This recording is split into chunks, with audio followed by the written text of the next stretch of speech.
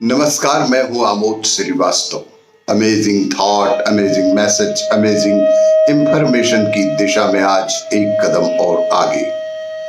आज के इस चिंतन का विषय है दृष्टांत। आपको ये मेरा वीडियो अच्छा लगे तो लाइक करें, शेयर करें और लाल बटन दबाकर सब्सक्राइब अवश्य करें। साथ ही बेल आइकन दबाना बिल्कुल ना भूलें। आज के इस चिंतन का विषय दृष्टांत।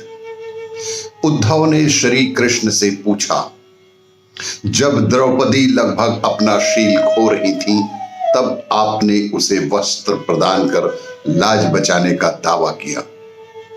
उसे एक दुष्ट आदमी घसीट कर भरी सभा में लाता है और इतने ही सारे लोगों के सामने निर्वस्त्र करना चाहता है।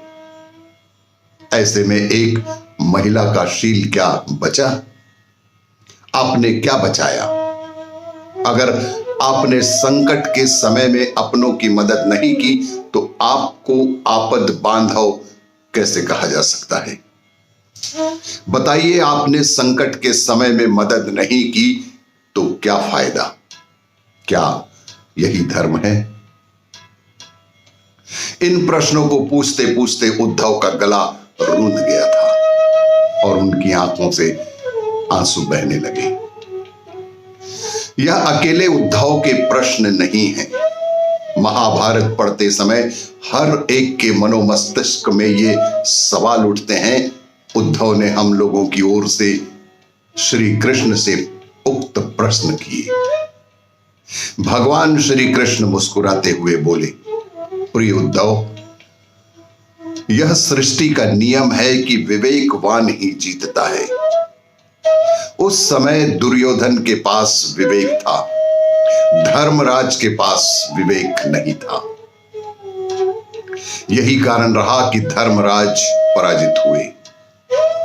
उद्धव को हैरान परेशान देखकर कृष्ण आगे बोले, दुर्योधन के पास जुआ खेलने के लिए पैसा व धन तो बहुत था, लेकिन उसे पासों का खेल खेलना नहीं आता था। इसलिए उसने अपने मामा शकुनी का द्रुत क्रीड़ा के लिए उपयोग किया और यही विवेक है। धर्मराज भी इसी प्रकार सोच सकते थे और उनकी तरफ से मैं खेल सकता था। जरा विचार करो कि अगर शकुनी और मैं खेलते तो कौन जीतता? पासे के अंक उसके अनुसार आते या मेरे अनुसार? चलो इस बात को जाने दो। उन्होंने मुझे खेल में शामिल नहीं किया। इस बात के लिए उन्हें माफ किया जा सकता है। चलो इस बात के लिए उन्हें माफ भी किया जा सकता है, लेकिन उन्होंने विवेक शून्यता से एक और बड़ी गलती की। उन्होंने मुझसे प्रार्थना की कि मैं तब तक सभा कक्ष में ना आऊं जब तक कि मुझे बुलाया ना जाए, क्योंकि वे दुर्भाग्य से यह खेल मुझसे छुप कर खेलना चाहते थे। वे नहीं चाहते थे मुझे मालूम पड़े कि वे जुआ खेल रहे हैं।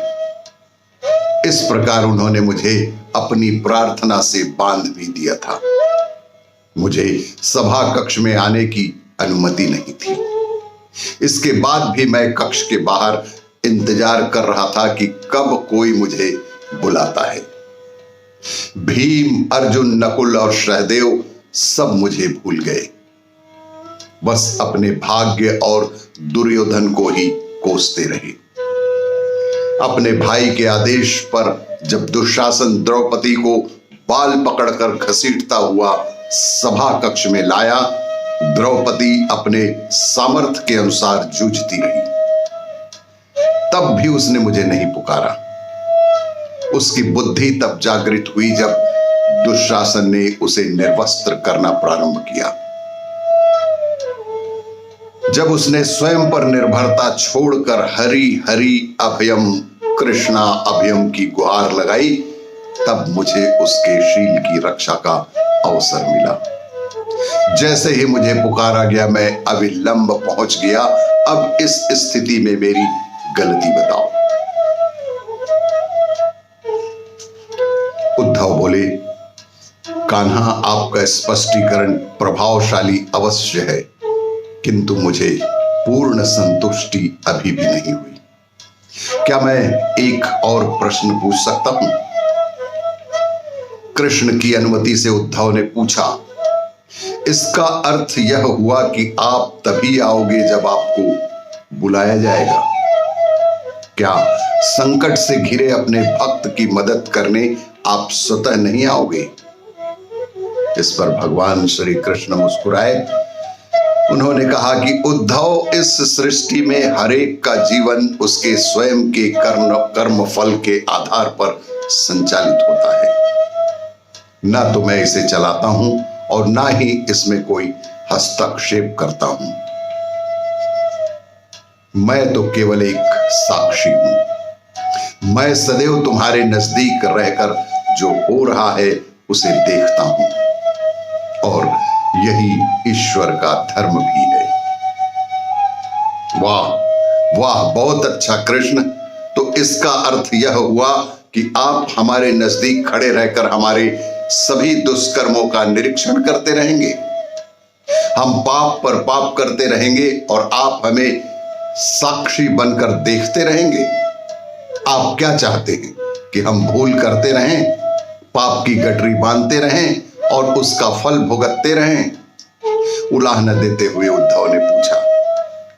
तब भगवान श्री कृष्ण बोले, उद्धव, तुम शब्दों के गहरे अर्थ को समझो।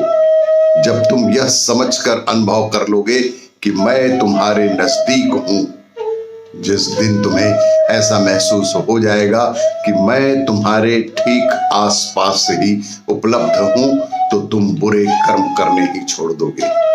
और यही ईश्वर की सच्ची भक्ति भी है। आपको ये मेरा वीडियो अच्छा लगे तो लाइक करें, शेयर करें और सब्सक्राइब अवश्य करें। धन्यवाद।